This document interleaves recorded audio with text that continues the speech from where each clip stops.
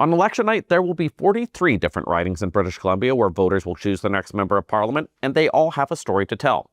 But some ridings can tell a slightly better story about the results of an election from coast to coast. So here are 5 worth watching on election night, based on where the polls currently sit. First, North Island, Powell River. Now, the NDP has dominated Vancouver Island the last 3 federal elections, but based on BC polls, all 6 seats they currently hold here seem to be in jeopardy.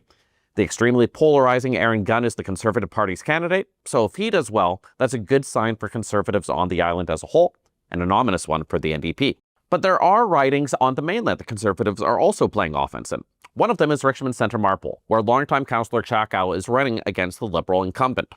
Now, when Conservative parties do well in British Columbia, one of the places they tend to win in is Richmond, so this riding could be reflective of election night for them as well, assuming it goes well for them.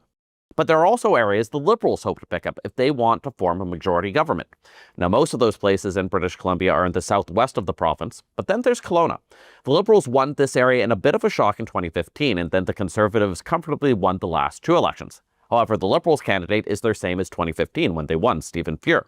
He's back for a rematch with Conservative Tracy Gray, and if it's a close race, that's a good sign for Liberal majority hopes. And finally, party leaders' individual ridings always get attention on election night, and BC will have 2 of them, both of whom seem to be in more trouble than past elections. Saanich Gulf Islands has been the home of Green Party co-leader Elizabeth May since 2006, but with the party doing worse in the polls than past elections, there are questions whether she will hang on, and how possible strategic voting could impact the race. And finally, in Burnaby Central, there has been a lot of speculation on whether NDP leader Jagmeet Singh will be re-elected. In riding with a new name and heavily redrawn boundaries from 4 years ago, it's anyone's guess what will happen. And adding to the intrigue, the area has elected Conservative and Liberal politicians in the past. So with all 3 major parties feeling that they have a chance, no matter what happens, there will be both joy and heartbreak in Burnaby Central on Monday night, sort of like the country as a whole.